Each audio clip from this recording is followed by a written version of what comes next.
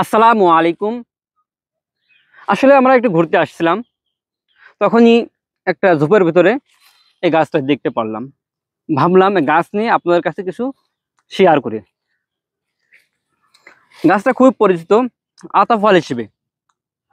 আতা ফল আমরা সকলে খেয়েছি, খুব সুস্বাদু একটা ফল। যেমন সুস্বাদু, আবার দেখেন আতার পাতাগুলা আল্লাহ তাআলা প্রত্যেকটা জিনিসের মধ্যে ভিন্ন ভিন্ন গুণ রেখেছে।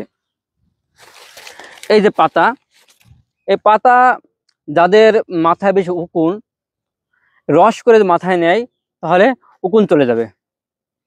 তারপরে আমরা বিভিন্ন গাছে পোকা দূর করার জন্য এই গাছে রস করে গাছে স্প্রে করলে প্রাকৃতিক বিষ হিসেবে কাজ করবে।